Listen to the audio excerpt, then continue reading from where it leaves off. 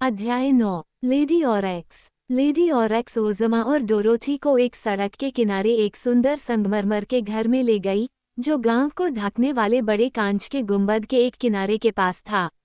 जब तक वह उन्हें एक सुखद कमरे में नहीं ले गई, जो आरामदायक ढंग से सुसज्जित था, तब तक उसने लड़कियों से बात नहीं की और न ही सड़क पर मिलने वाले किसी भी गंभीर व्यक्ति ने उनसे बात करने की हिम्मत की। जब वे बैठे तो लेडी ऑरेक्स ने पूछा कि क्या उन्हें भूख लगी है, और जब उन्हें पता चला तो उन्होंने एक नौकरानी को बुलाकर भोजन लाने का आदेश दिया। ये लेडी ऑरेक्स लगभग 20 साल की लग रही थी। हालांकि ओज की भूमि में जहां परियों ने इसे परियों का देश बना दिया था, तब से लोगों के रूप रंग में कभी कोई बदलाव नहीं आया है। जहां कोई बूढ़ा नहीं होता या मरता नहीं है, ये कहना हमेशा मुश्किल होता है कि कोई कितने साल जिया है। उसका चेहरा खुशनुमा, आकर्षक था, हालांकि वह गंभीर और उदास था जैसा कि सभी स्कीजर्स के चेहरे थे, और उसकी पोशाक समृद्ध और विस्तृत थी, जैसा कि रानी की सेवा करने वाली महिला के लिए उपयुक्त था। ओज़मा ने लेडी ऑरेक्स को ध्यान से देखा था और अब उसने उससे कोमल स्वर में पूछा, क्या आप भी मुझे धोखेबाज मानते हैं? मैं कहने की हिम्मत नहीं कर सकती, लेडी ऑरेक्स ने धीमे स्वर में उत्तर दिया। ओज़मा ने पूछा, तुम खुलकर बोलने से क्यों डरते हो? यदि हम कोई ऐसी टिप्पणी करते हैं जो महारानी को पसंद नहीं आती तो वह हमें दंडित करती हैं। तो क्या हम इस घर में अकेले नहीं हैं?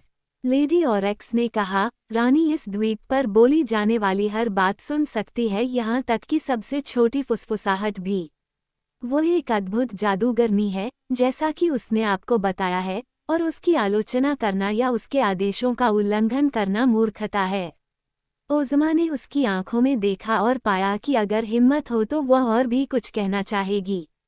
इसलिए उसने अपनी छाती से अपनी चांदी की छड़ी निकाली और एक अजीब सी भाषा में एक जादुई वाक्य बुदबुदाते हुए कमरे से बाहर निकल गई और धीरे धीरे चलने लगी। घर के बाहर एक पूरा घेरा बनाकर और रहस्यमयी ढंग से अपनी छड़ी को घुमाते हुए घूम रही थी। लेडी ऑरेक्स उसे उत्सुकता से देख रही थी और जब ओज़मा फिर से कमरे में दाखिल हुई और बैठ गई, तो उसने पूछा, क्या कर डाले? ओज़मा ने जवाब दिया, मैंने इस घर को इस तरह से जादू से भर दिया है कि रानी कुयो अपनी सारी जादू टोना के बावजूद मेरे बनाए जादुई घेरे में हमारी एक भी बात नहीं सुन सकती। अब हम रानी के गुस्से के डर के बिना अपनी इच्छानुसार खुलकर और जितनी जोर से चाहें बोल सकते हैं।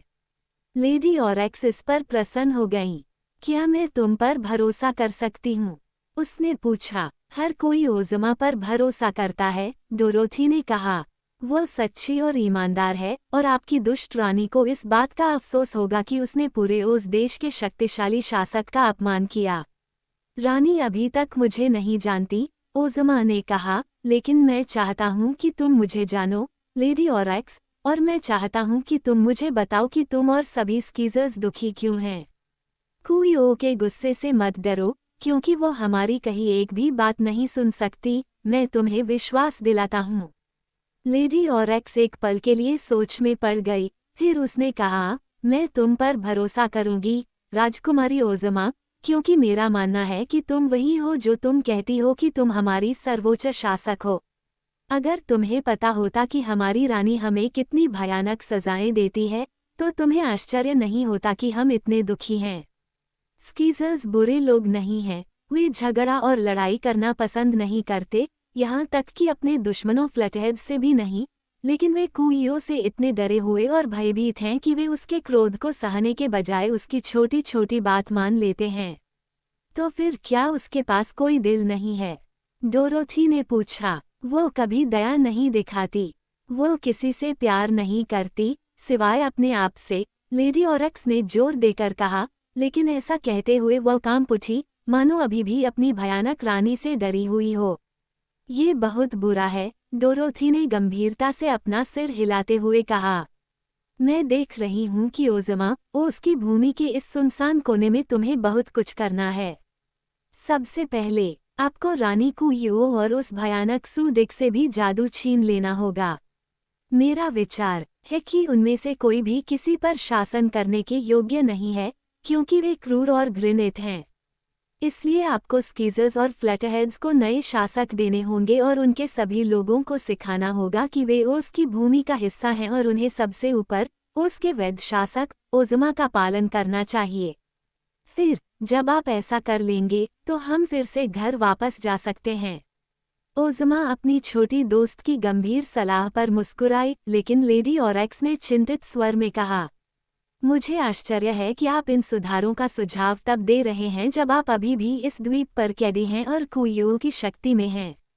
इन चीजों को किया जाना चाहिए, इसमें कोई संदेह नहीं है, लेकिन अभी एक भयानक युद्ध छिड़ने की संभावना है और हम सभी के साथ भयावह चीजें हो सकती हैं।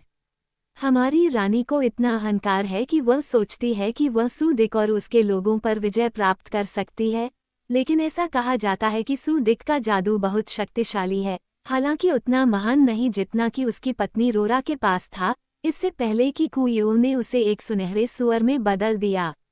मैं ऐसा करने के लिए उसे ज्यादा दोषी नहीं मानती, डोरोथी ने टिप्पणी की, क्योंकि फ्लैटहेड्स आपकी सुंदर मछली को पकड़ने की कोशिश करके दुष्ट थे और चुड़ैल रोरा झील की सभी मछलियों को जहर देना चाहती थी। क्या आप इसका कारण जानते हैं? लेडी ऑरेक्स ने पूछा। मुझे नहीं लगता कि इसके पीछे कोई कारण था, सिवाय दुष्टता के, डोरोथी ने उत्तर दिया। हमें कारण बताओ, ओज़मा ने गंभीरता से कहा।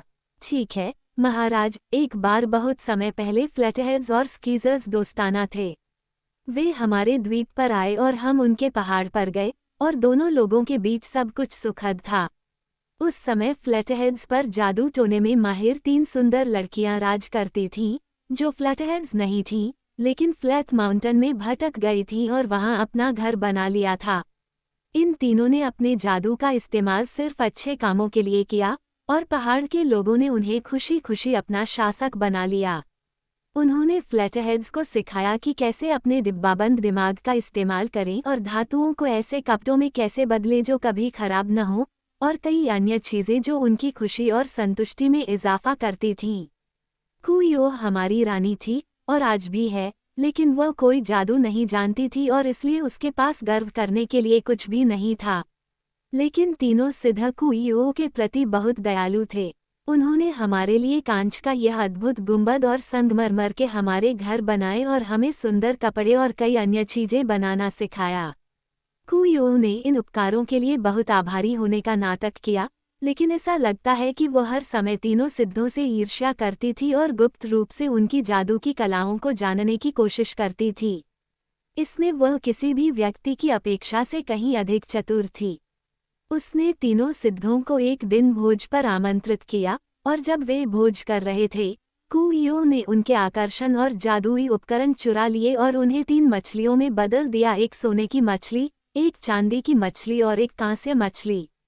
जब बेचारी मछलियां भोज कक्ष के फर्श पर असहाय रूप से हौंफ रही थीं और छटपटा रही थीं, तो उनमें से एक ने फटकारते हुए कहा, तुम्हें इसके लिए दंडित किया जाएगा, कुइयो, क्योंकि अगर हम में से कोई मर जाता है या नष्ट हो जाता है, तो तुम सूख जाओगे और असहाय हो जाओगे, और तुम्हारा सारा चुराया हुआ जादू तुमसे दूर चला जाएगा। इस धमकी से भयभीत होकर कुइयो ने तुरंत तीनों मछलियों को पकड़ लिया और उनके साथ झील के किनारे भाग गई, जहां उसने उन्हें पानी में फेंक दिया। इससे तीनों सिद्धों में जान आ गई और वे तैरकर गायब हो गए। लेडी ऑरेक्स ने आगे कहा, मैंने खुद इस चौंकाने वाले दृश्य को देखा, और कई अन्य स्कीजर्स ने भी ऐसा ही देखा। ये खबर फ्लैटहेड्स तक पहुंची, जो फिर दोस्तों से दुश्मन बन गए। सूडिक और उसकी पत्नी रोरा पहाड़ पर एकमात्र ऐसे लोग थे जो खुश थे कि 3 एडेप्ट्स उनसे हार गए थे, और वे तुरंत फ्लैटहेड्स के शासक बन गए और खुद को और अधिक शक्तिशाली बनाने के लिए दूसरों के डिब्बाबंद दिमाग चुरा लिए। एडेप्ट्स के कुछ जादुई औजार पहाड़ पर छोड़ दिए गए थे, और रोरा ने उन्हें जब्त कर लिया और उनके इस्तेमाल से वह एक चुड़ैल बन गई। कुइयो के विश्वासघात का नतीजा ये हुआ कि स्कीजर्स और फ्लैटहेड्स दोनों ही खुश होने के बजाय दुखी हो गए।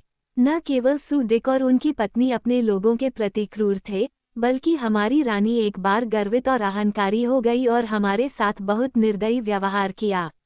सभी स्कीजर्स जानते थे कि उसने उसकी जादुई शक्तियां चुरा ली हैं और इसलिए वह हमसे नफरत करती थी और हमें उसके सामने खुद को विनम्र बनाने और उसकी छोटी छोटी बातों का पालन करने के लिए मजबूर करती थी। अगर हम उसकी अवज्ञा करते या उसे खुश नहीं करते या अगर हम अपने घरों में उसके बारे में बात करते तो वह हमें अपने महल में घसीट कर ले जाती और गांठदार रस्सियों से बांध देती। यही कारण है कि हम उससे बहुत डरते हैं। इस कहानी ने ओज़मा के हृदय को दुख से और डोरोथी के हृदय को आक्रोश से भर दिया। अब मुझे समझ में आया, ओज़मा ने कहा, क्यों झील की मछलियों ने स्कीजर्स और फ्लैटहेड्स के बीच युद्ध को जन्म दिया है। हाँ, लेडी ऑरेक्स ने उत्तर दिया, अब जब आप कहानी जानते हैं तो इसे समझना आसान है। सू डिक और उसकी पत्नी हमारी झील पर चांदी की मछली या सोने की मछली या कांस्य मछली पकड़ने की उम्मीद में आए थे। उनमें से कोई भी कर सकता था और इसे नष्ट करके कुइयो को उसके जादू से वंचित कर सकते थे। फिर वे आसानी से उसे जीत सकते थे। इसके अलावा उनके पास मछली पकड़ने की इच्छा का एक और कारण था, उन्हें डर था कि किसी तरह से तीनों निपुण अपने उचित रूप को पुनः प्राप्त कर सकते हैं और फिर वे निश्चित रूप से पहाड़ पर वापस लौट आएंगे और रोरा और सू डिक को दंडित करेंगे। यही कारण था कि रोरा ने आखिरकार झील में सभी मछलियों को जहर देने की कोशिश की। उस समय कुइयो ने उसे एक सुनहरे सुअर में बदल दिया। बेशक मछलियों को नष्ट करने के इस प्रयास ने रानी को डरा दिया, क्योंकि उनकी सुरक्षा 3 मछलियों को जीवित रखने में निहित है। मुझे लगता है कि कुइयो अपनी पूरी ताकत से फ्लैटहेड से लड़ेगी, डोरोथी ने कहा। और उसके सारे जादू के साथ, ओज़मा ने विचारपूर्वक कहा। लेडी ऑरेक्स ने कहा, मुझे समझ में नहीं आ रहा है कि फ्लैटहेड्स हमें नुकसान पहुंचाने के लिए इस द्वीप पर कैसे आ सकते हैं। उनके पास धनुष और तीर हैं, और मुझे लगता है कि वे आपके बड़े गुंबद पर तीर चलाना चाहते हैं और उसमें लगे सभी कांच को तोड़ना चाहते हैं, डोरोथी ने सुझाव दिया। लेकिन लेडी ऑरेक्स ने मुस्कुराते हुए अपना सिर हिलाया। उन्होंने जवाब दिया, वे ऐसा नहीं कर सकते। क्यों नहीं? मैं आपको कारण बताने का साहस नहीं कर सकता, लेकिन यदि फ्लैटहेड्स कल सुबह आएंगे तो आप स्वयं इसका कारण समझ जाएंगे। मुझे नहीं लगता कि वे द्वीप को नुकसान पहुंचाने की कोशिश करेंगे, ओज़मा ने कहा। मुझे लगता है कि वे सबसे पहले मछलियों को मारने की कोशिश करेंगे, जहर या किसी और चीज से। अगर वे इसमें सफल हो जाते हैं तो द्वीप पर विजय पाना मुश्किल नहीं होगा।